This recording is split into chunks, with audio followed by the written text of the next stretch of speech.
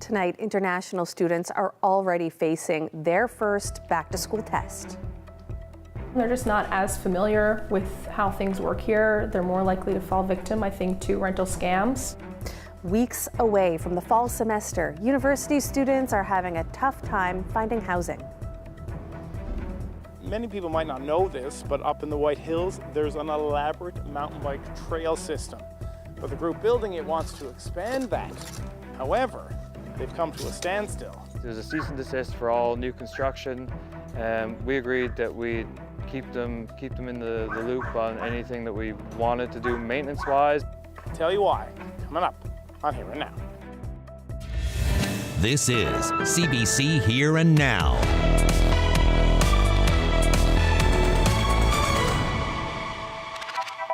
Good evening and welcome to Here and Now. I'm Heather Gillis. We'll get to all those stories shortly. But first, a pharmacist in St. John's has been banned from the profession for 5 years over the way she handled methadone. Susan Gillingham was the pharmacist in charge in the Shoppers Drug Mart on the Merchant Road in St. John's. She was in a relationship with 2 methadone patients, and a tribunal found she didn't follow the rules for how doses were to be dispensed. She's banned from being a pharmacist in this province for 5 years. The decision also noted that she's no longer a registered pharmacist in this province. And student housing is quickly filling up in St. John's, despite being a month out from the start of school in September. As Here and Now's Arlette Lazarenko explains, international students say they're already having a hard time finding a place to live. From across the ocean in Pakistan, Haroon Malik is set to study applied statistics in Newfoundland. But it's been 2 months of searching, and he's missing one key thing. Right now, I'm just looking for a room in a house.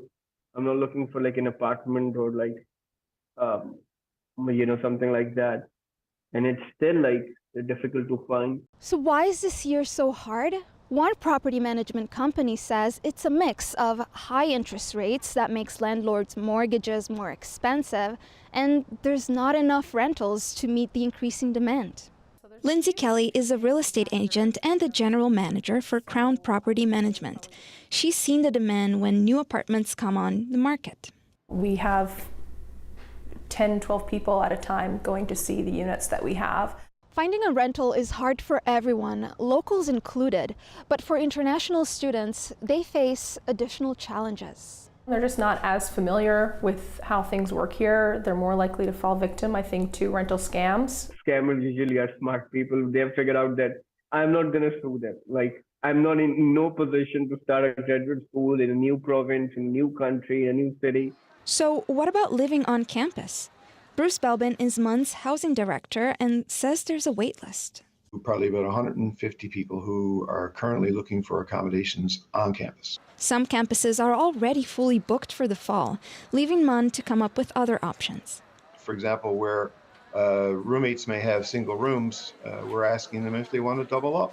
But if a student shows up and can't find a place to live, Belbin says they will not be left stranded.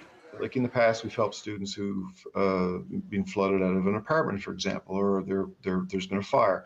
We will temporarily bring them in and work with them to find another location. That continues to be our mantra. No student will be left alone, and that's our goal where we can. Malik hopes it doesn't come to that for him. There's a lot of uncertainty. Things are out of my control. It's very helpless. I'm just trying to stay positive that things might work out and nothing's going to be that bad. For now, even without a secure place, he says he'll be here next month. Arlette Lazarenko, CBC News, St. John's.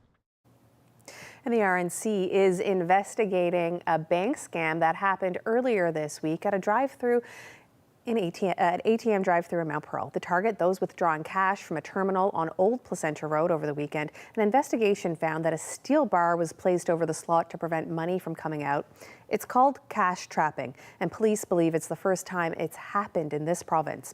ATM users believe the machine is broken or out of money. They leave, and then the perpetrators go and collect the trapped cash. The scam started last Friday and wasn't discovered until Monday. Police say anyone who experiences suspicious activity at an ATM should inform the bank or its operator immediately. And a funding announcement was made this morning in Flat Rock, and it was good news for local seniors.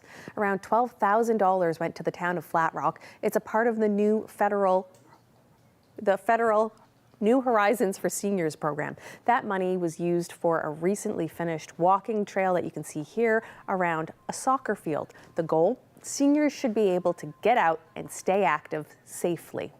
For the residents, the trail was a welcome addition. Oh my Lord, I'm overjoyed. Very good, very happy. Yeah, and we have a group of ladies in our club who walk regularly every morning, and they're very pleased with it as well.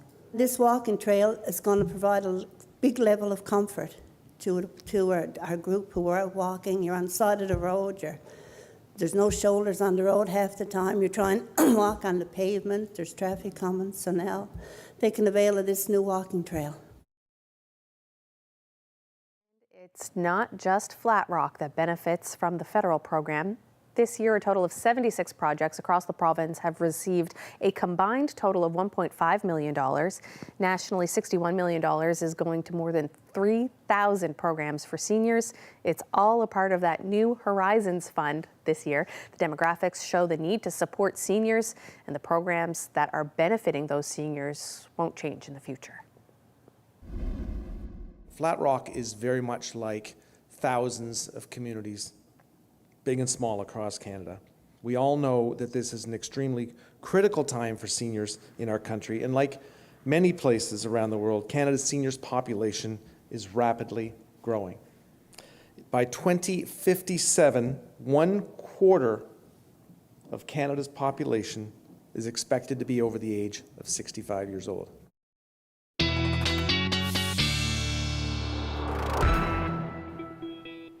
Well, we have some showers that are working their way across the province as we speak, certainly up across Labrador and slowly tracking across the island as well, thanks to an area of low pressure over the maritime provinces at the moment. And as we head through the next couple of hours, most of the island will be seeing those showers, which will actually be fairly heavy at times as we head through tonight and into tomorrow. And the reason for that is tapping into some tropical moisture, as you can see here. That right now is centered over the maritime provinces, but as we head through the night tonight and into tomorrow, some of those heavier rain showers will certainly move through. Now, not only are we going to see showers through the day, but we're also looking at some pretty gusty winds. Winds already gusting down along the southwestern part of the province. Gusts expected to be around 110 kilometers per hour in the Rec House area through the night tonight, eventually easing. But some of those strong winds certainly going to head up the west coast and even across the province. We'll talk about that when I come back. Thanks, Ashley. An update now to a situation in Happy Valley Goose Bay on Monday that had police issue an emergency alert for those in the White Crescent area. The RCMP have since arrested a 27-year-old man who's facing several charges. Police say they were first alerted to an assault, threats, and damage to a vehicle earlier in the day. Now, during the search for the man, a second report came in that said he was armed with a gun. Police say the man was safely arrested and now faces multiple charges, including careless use of a firearm, unauthorized possession of a firearm, and assault with a weapon. And a Gambo man is facing impaired driving charges following a collision in a parking lot. According to the RCMP, the man was arrested and blew a breath sample that was 4 times the legal limit. The man's vehicle was impounded and his license was suspended. He was held in custody overnight, and he's due to be in court at a later date in the future. And the terrain getting down to the water at the Topsail Beach Rotary Park is steep, but a new trail is making the popular hangout spot more accessible for everyone. It was developed in thanks to money from the provincial government. Here and Now's Talia Cleot has the story. The last time Gail St. Croix went out to Topsail Beach, she was stuck sitting in the parking lot. So I was excited, but when I got there and realized we couldn't get out and go down, even if we need just to walk down, it wouldn't have been totally accessible. But the park has changed now. Instead of being stuck in the parking lot, people like St. Croix will now be able to go down to the water and enjoy the beach. This trailway here goes from the parking lot up there, and you can see the slope and the hill. And coming down over that even stairs, which are over there, this is, it's a bit of an obstacle for some.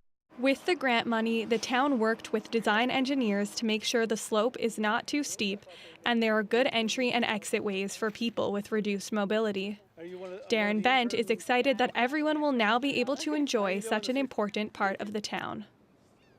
It's one of those places that stands out as a great place for sunsets. It's a great place to just enjoy living by the water. And it's one of the best places in Conception Bay South and of course the Northeast Avalon and anywhere in the province to do that. The town of Conception Bay South has undertaken a number of accessibility projects in the past year, including a community park and a new library that are all fully accessible. And while St. Croix is happy that these changes are being made, she says that accessibility in the province is still lacking. I think people with disabilities are just as important as anybody else. For years, accessibility focused on getting inside a building, but initiatives like this one in Topsail take accessibility to the outdoors. Talia Cleot, CBC News, St. John's.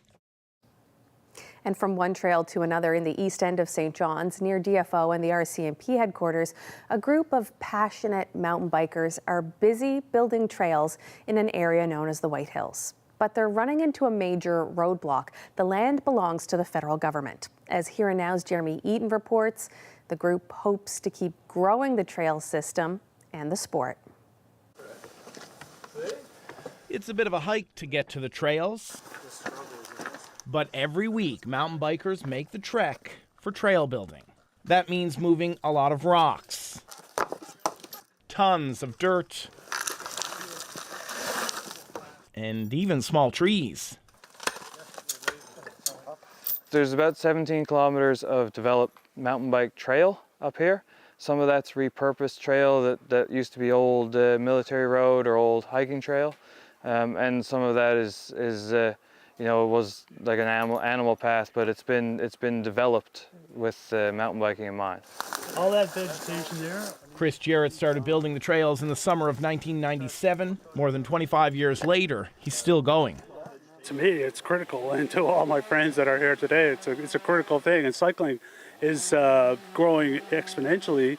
People are becoming more aware of good health, being outdoors, conservation of land, seeing the wilderness, enjoying nature every month of the year. And you know, a sport like mountain biking makes it really easy, really accessible for everybody. Mountain biking has grown a lot since the early days of the trails. The pandemic only sped it up.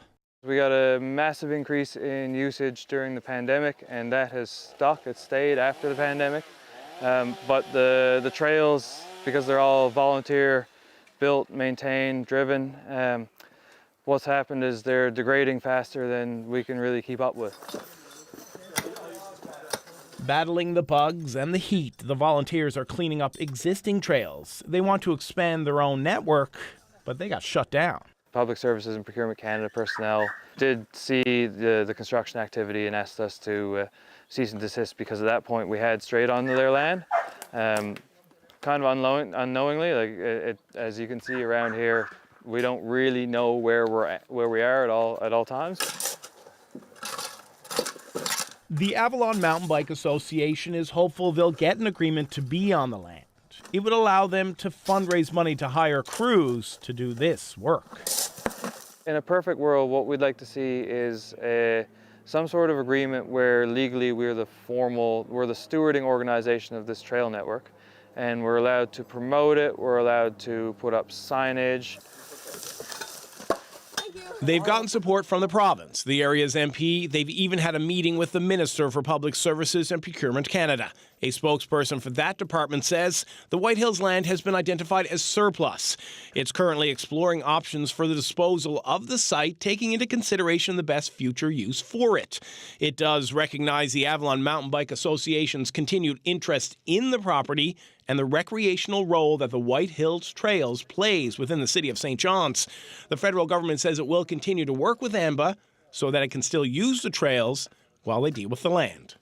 We're all grateful here for the support we have had, even though we're still working through, long-term challenges. In the meantime, the hard work will continue. The hope among these bike riders is that they can focus on growing the trails and the sport. Jeremy Eaton, CBC News, St. John's. And still with sports, a baseball academy in Paradise is coming through on its promises. Premier Sports Academy opened in 2020, just weeks before the COVID-19 pandemic began. The owners had one goal in mind, getting kids to the next level of baseball. As the CBC's Mike Moore reports, their determination is paying off. There you go. It's here inside this warehouse, in an industrial area of Paradise where kids are taking swings and fielding ground balls. It's a year-round thing, and Premier Sports Academy is showing young ball players the blueprint. It's slow but sure, and it's at the end of the day, I think once people start to take baseball more seriously, we will have more results. The Academy's goal has been the same since day one, changing the province's baseball culture. That means getting parents and kids thinking about a future on the diamond in the same way they think about the rink. That's what we're trying to develop with baseball, is to help kids understand that here's the path if you're looking to, progress in this sport. And once parents see that identified path in baseball, I think they'll look at baseball as just as much a viable opportunity for their kids as they do a sport like hockey. So far, things are working. In just over 3 years, PSA has a growing roster of ball players in the collegiate and university system. 18-year-old Rylan Andrews of Conception Bay South is pitching for Vancouver Island University. Tournament invites through PSA helped put him on the radar of scouts. I got exposure all throughout Canada and the United States, and through that I got in touch with my college coach now in Vancouver, and just went up from there. Then there's 18-year-old pitcher Eli Dunphy of St. John's. He's PSA's most recent graduate, having signed with McCook Community College in Nebraska. I never played All-Star, I never played high-level baseball. I played single-A, double-A, all growing up. And I never made provincial team until once I started training here. And rounding out the list of players training back at home this summer is Nick Smith of Flat Rock. Smith is currently back with his ball club at Lake Regent State in North Dakota. He's a catcher and hopes to lead his team on a playoff run during his sophomore year. It's a large leap for sure, but for me it was always a dream. It was a dream to make it to college baseball and to the next level. And once you have a dream, it's real easy to put the work in and make sure you do everything right. But whatever the individual goal is, they want kids to have fun. Sweeney and business partner Noah Anderson both played at the university level. They're simply laying out the base path to the next stage of the sport. Mike Moore, CBC News, Paradise. And a developing story to tell you about now in the east end of St. John's tonight. This was the scene just a few minutes ago on Logie Bay Road. Firefighters were dealing with a fire in the industrial area. Thick black smoke could be seen, but it's since reduced. There's no word yet on damage, and we'll update you as more information becomes available. And coming up, the couple that dives together thrives together. We'll meet the daring duo behind these stunning underwater images, all captured in the cold North Atlantic. Well, it's going to be a wet 24 hours for a good chunk of the province. Showers already working their way across the island. We'll talk all about it coming up.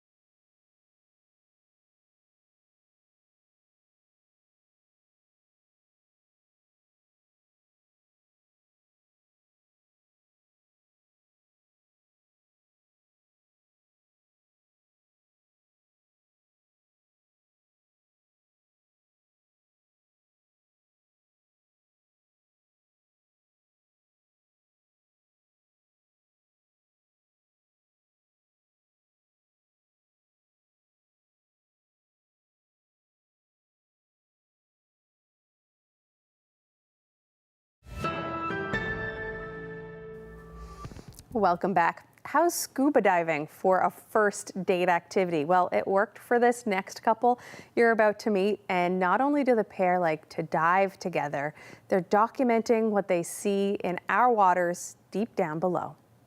Our first date was actually here at this dive site. So our first date was scuba diving, which is, I think not many people can say that. No, very fitting though, I think. Yeah, absolutely. Yeah. Have you ever been scuba diving on a first date? Well, neither had I up until now. So let me fill you in on how it went, and you can help me decide if he deserves a second date. So every dive we do as we log it. I really liked making a dive log that was a digital version of that. And so that's what started off just as a fun way to document and to log my dives and look back and have this kind of like journal entry of dives I've done.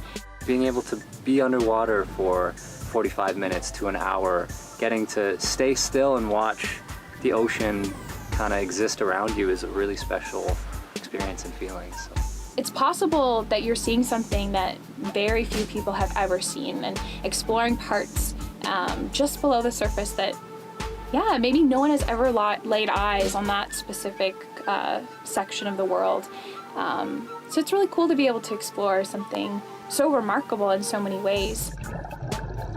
There's so much life and biodiversity in the Atlantic Ocean. People have this kind of misconception that the North Atlantic Ocean is this really cold and frigid and dark, lifeless place. And it is really cold, don't get me wrong, but it has so much life, and the visibility in Newfoundland is so clear. It's these crystal clear blue waters that you would think that you're diving somewhere tropical, but you're not, and I think that surprises people.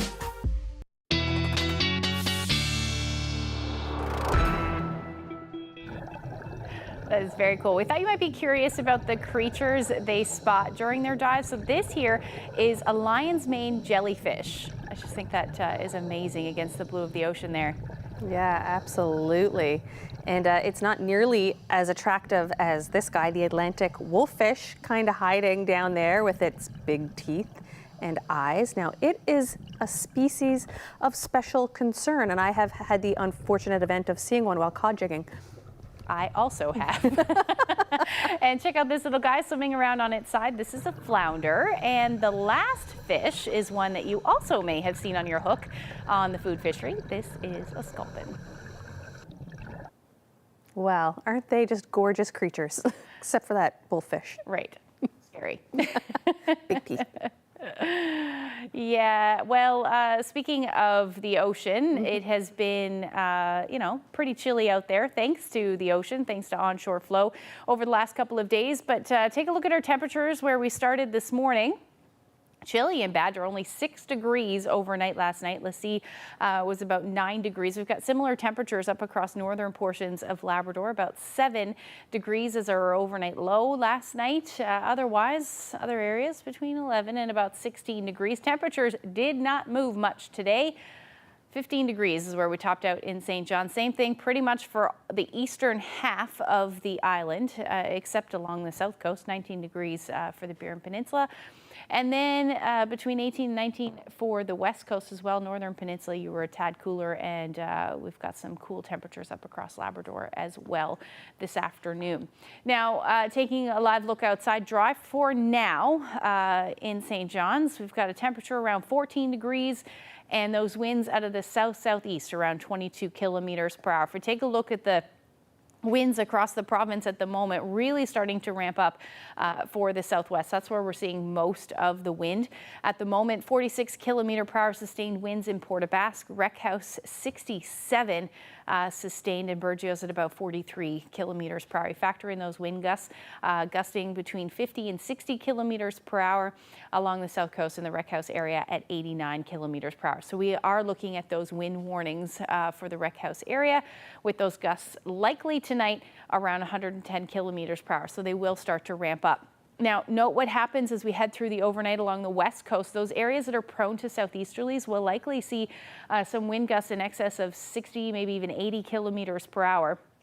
And then all along the south coast of the island, including the Avalon, looking at those gusts between about 50 or 60 kilometers per hour, especially as we get into tomorrow morning. that will spread further north, northern peninsula, Bonavista North, even Bonavista may see some of those gusts a little higher than that. Now, through the morning hours, we'll start to see those winds ease off, and that will be the story pretty much across the board as the area of low pressure weakens a little bit. So right now we're seeing lots of shower activity across the island, up across western portions of Labrador as well. And we'll start to see those showers within the next hour or so across northern portions of the Avalon Bonavista Peninsula, as well as the Bonavista North. How much rain are we talking about? Well, it looks like we should see some pockets of heavy rain through tomorrow morning. Some areas, a good widespread area though, of about 10 to 20 millimeters of rain, but some pockets of a bit higher than that, 20 to 30, certainly possible for the Green Bay, White Bay area, and maybe even along the south coast of the island. You could pick up a little bit more than that. We may see upwards of about 30 to maybe even 40 millimeters if we do see some of that heavy rain. So no surprise, we'll continue to see that work further north as we head through the overnight. We're talking about temperatures around 11 to 14 overnight up across Labrador, same thing except single digits for northern areas. And again, you will see your winds ramp up tonight. Rain will continue through most of the day, tapering to showers as we get into the evening hours. That will be the story up across Labrador as well. And as far as temperatures are concerned tomorrow, they're going to stay on the cool side. We will start to see temperatures eventually warm up as we get into Friday. But for now, we're talking about 18 to 20 degrees, well, 16 to 20 degrees again, with those winds, at least in the morning, breezy, and then you'll see them ease. But as far as Labrador is concerned, best chance of seeing at least some sunshine will be up across northern Labrador. Otherwise, we're looking at showers across the board and your temperatures in the mid to upper teens. They are warming up for a number of areas, and we'll get into those details coming up. Ukrainian people really creative. It's art inside soul. Just ahead, a lesson in Ukrainian art and culture from a woman who now calls the town of Paradise her home. That's ahead.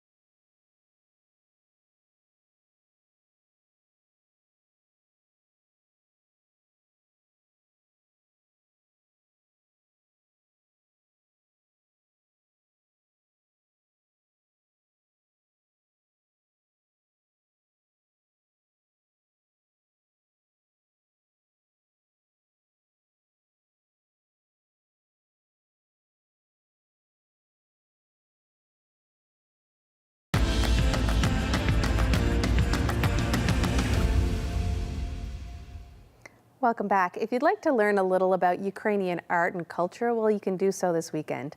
Artist Hannah Furs is a newcomer. She's the artist in residence at the Conception Bay South Library, and she's one of thousands of Ukrainians who now call this province home. She's hosting a workshop, a traditional art where you cut folded paper into a kaleidoscope of color. I'm universal artist, also I have education like classic art, like fine art, or also different type of crafts, especially my first education, it's traditional Ukrainian art, a lot craft, and then I go to learn fine art in National Academy of Ukraine. I'm master degree of art, so yeah. Tell me a little bit about this specific style of art right here. What is it called, and how do you do it? It's called Vitinanka. It's Ukrainian traditional decorative art. And we have three types of how to do it, like three ways how you can do it. One way it's with scissors. Mm-hmm. Another way it's with scalpel. And really nice, I like it, but we don't have it here. Like you make paper soft, and by hand you tear it. Yeah.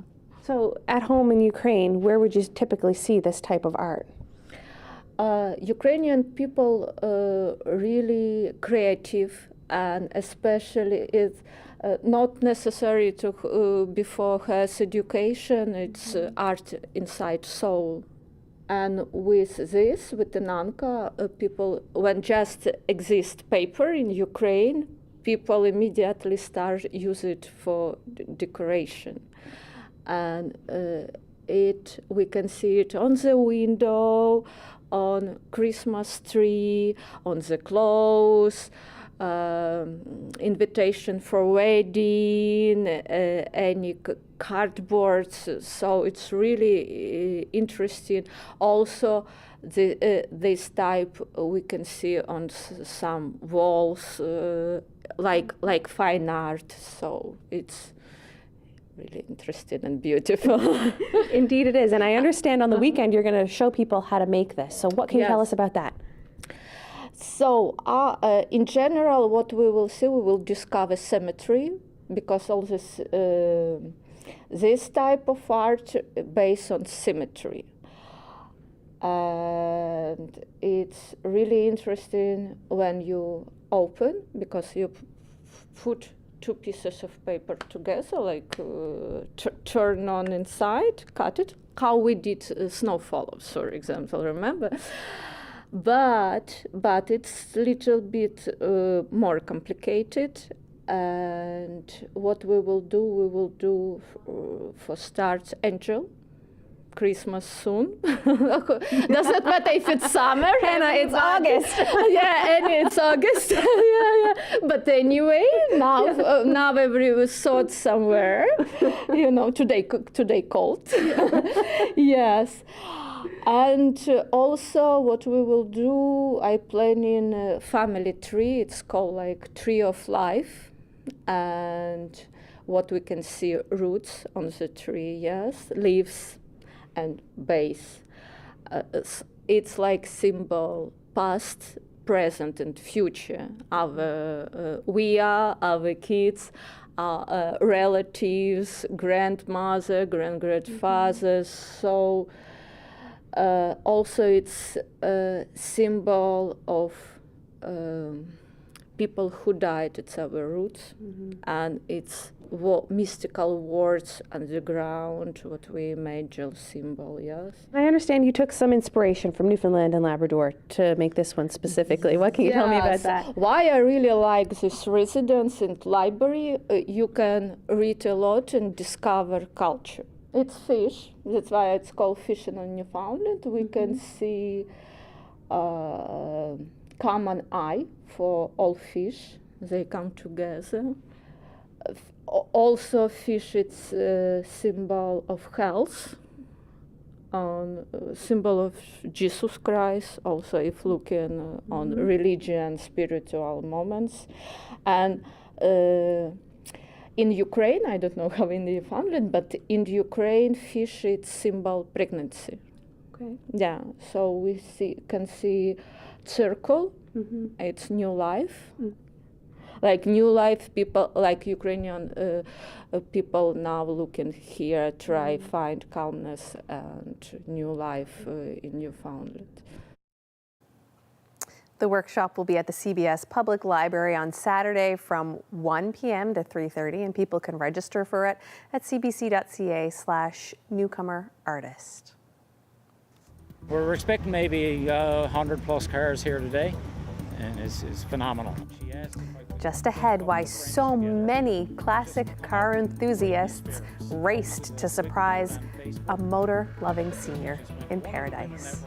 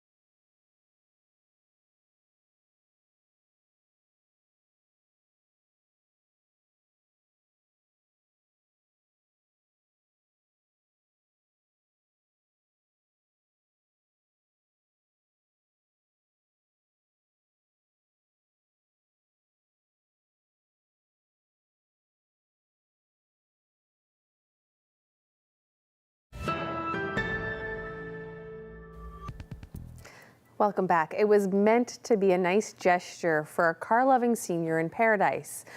Winfield Harnett is crazy about classic cars. This afternoon, many car enthusiasts came together to bring the show to him.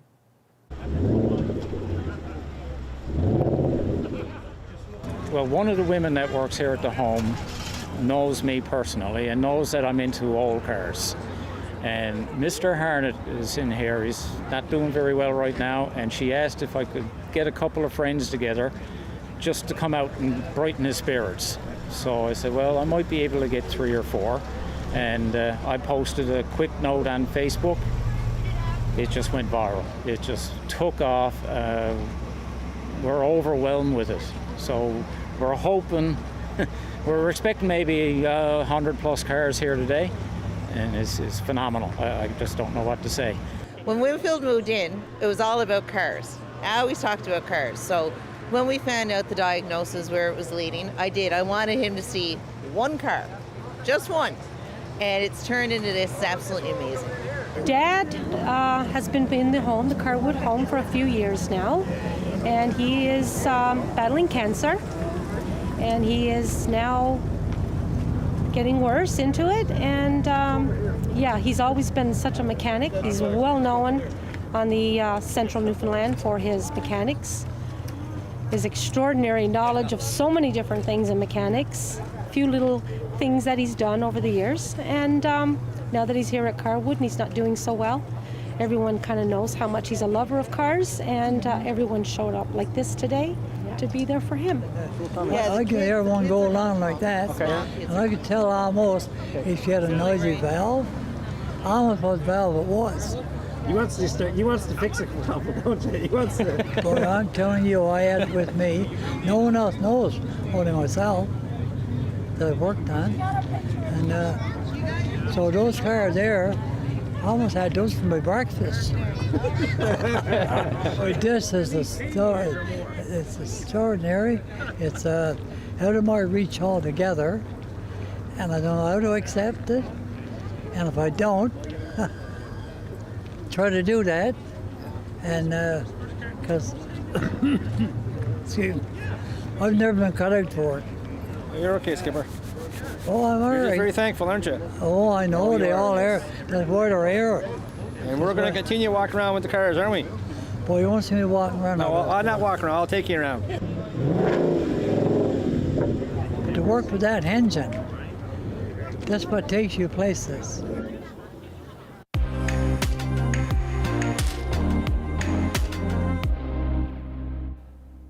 Scientists are trying to figure out what killed a young white shark that washed up on the shores of PEI this week. As Nicola McLeod explains, researchers say shark sightings are increasing there. And just to note, this story does contain images of the dead animal. If you're here on PEI, chances are you've seen photos like these online. It was quite the find. Like, I was hoping to find sea glass or, driftwood, not a shark. So, here's what we know so far. Quick note, the official name of this sea creature is the white shark.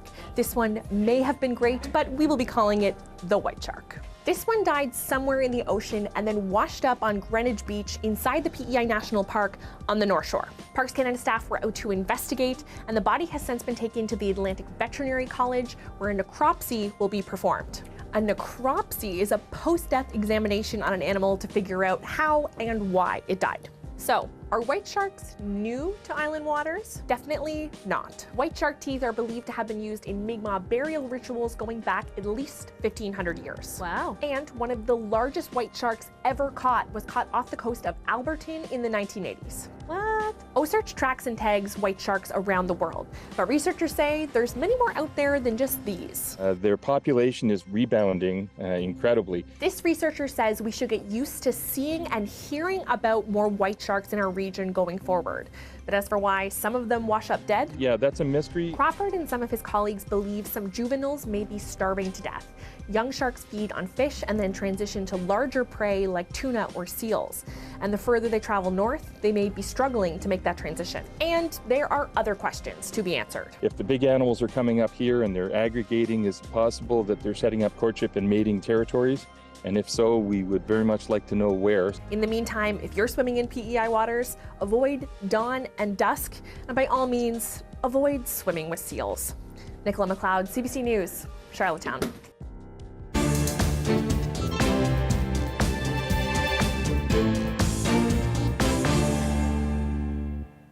Celebrated musician Robbie Robertson has died. Robertson was best known as the guitarist and songwriter for The Band.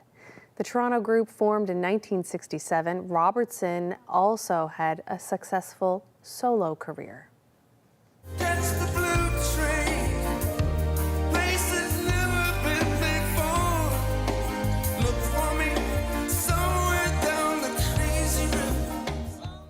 Robertson, who was born in Toronto, also had success working in the film industry as a composer, actor, and producer. He received many awards recognizing his contribution to popular music. He was inducted into Canada's Walk of Fame. Robertson died in Los Angeles today following a long illness. He was 80 years old.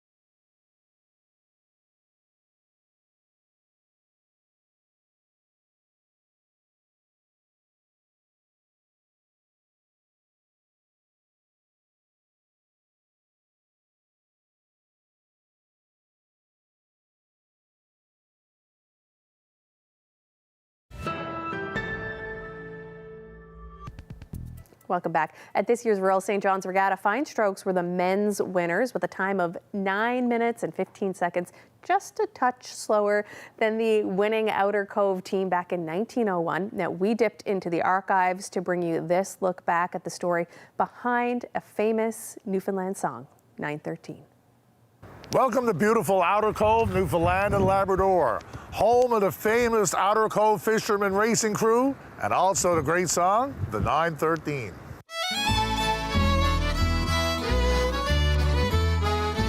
Come all who love the manly sport and listen while I tell of the famous old-time racing crew that in Outer Cove did dwell. It was down on Kitty Vitty Lake where the finest ever seen when they rode the old Blue Peter in a time of 913. Oh, well do I remember, boys, that far Regatta time with the fortune wheels and the hop beer carts and old Dobbin in his prime with pork and cabbage dinners, and for lunch was an all-crew bean. Our bets were done and sweepstakes won when we made the 913. The Royal St. John's Regatta and the famous Outer Cove Fishermen Crew of 1901 go hand in hand in regatta lore. The 913 was a time that would stand for 80 years and most thought would never be broken. These men were fishermen who walked in, rowed, and walked home that night. Watt Power used to watch, the guys rowing out in Outer Cove, and he became impressed by certain rowers, and that aspect of it makes very real that it was their life to go out and fish, but it became just as much a part of their life to come down here and row. It doesn't take long once you become a member of that community to know that rowing and everything about it is near and dear to everyone who lives there. You'll never forget that feeling of accomplishment. It's a feeling of pride in your community. Here at the Rums, we have numerous copies of the sheet music, but we don't have a lot, and the lyrics, of course, but we don't have a lot of context about the song. Who wrote it, or how long did it take, or was it performed anywhere? Like a lot of songs that someone like Johnny Burke would have written, the melody is taken from somewhere else, but the words are all about the events or the person or the place that he would have experienced. I don't know who wrote it. I don't know if it has an author attributed to it, 913. In the community and regatta circles, the song is attributed to Mary Stack of Outer Cove, and the Outer Cove fishermen are inducted into the Newfoundland and the Canadian Sports Hall of Fame. So it must have been quite a serious, concentrated competition for bragging rights, not just for medals or for fast times, but just the rivalry to say we're the best. You talk about when the record was broken, the 913, it was talked about as an impossible feat. Nobody could break it. It stood for 80 years. And the moment that it happened in 1981, that the record was broken, I mean, nothing is impossible anymore. Across that line, it's like, boy, this was worth it now. The morning race for fishermen was taken by Torme. Those stalwart lads from Outer Cove went grim-faced all that day. They swore they'd win the championship and have revengeful keen with Sexton's old Blue Peter boys and a record 913.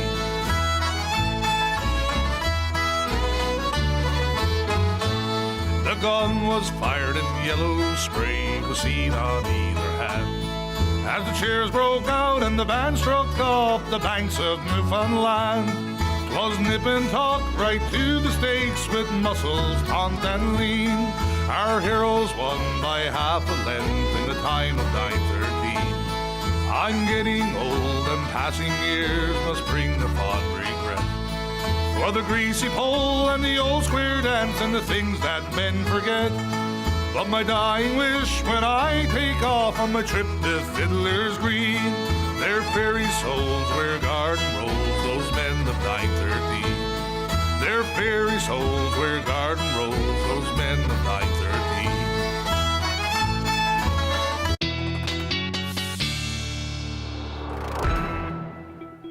Well, we're looking ahead pretty much to the weekend now. It does look like an area of low pressure is going to stick around with us, bringing the chance of showers through the overnight Thursday and into the first half of Friday.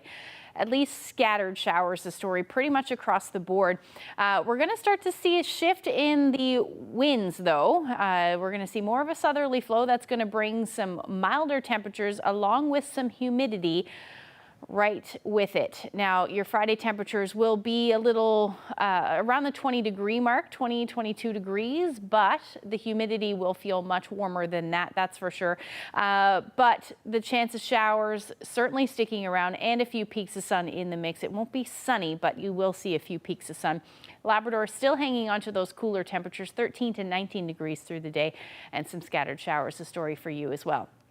Friday evening into Saturday, another area of low pressure will move in. Showers overnight for most of us. We will see some clearing skies. It looks like for the eastern half of the island, showers will linger across Labrador. In fact, some periods of rain, certainly the story for the coast and southeastern portions. But we will see some clearing skies. Temperatures are going to start to climb up as well, 21 to 23 or even 24 degrees. Again, humidity sticking around. A little cooler for the west coast, northern peninsula, Labrador. You're still looking between 11 and 19, but Lab City, not too bad. 19 degrees is beautiful for this time of year, also with some sunshine as well. And the long range forecast really showing those temperatures sticking around into the 20 degree range. The end of the weekend doesn't look bad at all. Sunday, 22 degrees, some sunshine. Does look like showers will return by the time we get into Monday, but the overnight lows pretty much where we've been staying as our daytime highs over the last couple of days, so that will feel nice certainly. For central Newfoundland, windy conditions for your Saturday, so winds gusting 50, 60 kilometers per hour, maybe even a bit higher than that. But Sunday and Monday looking like a little bit of showers through the day, and then for western Newfoundland, you're looking at 22 for your Sunday, but Monday those showers return down back to 20 degrees. For eastern Labrador, teens pretty much the story right through to the beginning of next week, and then some showers for Sunday and rain the story for Monday for western Labrador as your temperatures hover between 14 and 19 degrees as your daytime highs. This photo, I love it when the ocean is calm. And this is in St. Lawrence. Emma shared this great shot with us. Look how beautiful that is. Looks like a mirror. Oh, that's a there. nice night in the harbor there in St. Lawrence, isn't it? Certainly is. Yes. Thank you so much for that photo. If you have any weather photos, send them to Facebook, but the best place is to email them to nlphotos@cbc.ca. Lovely indeed. What a nice shot. Thank you for that. And we'll be with you for the rest of the week as we head into the weekend with that forecast. Hopefully some sunshine there, like you said, for everyone. Thank you so much for joining us tonight. Good night. Good night.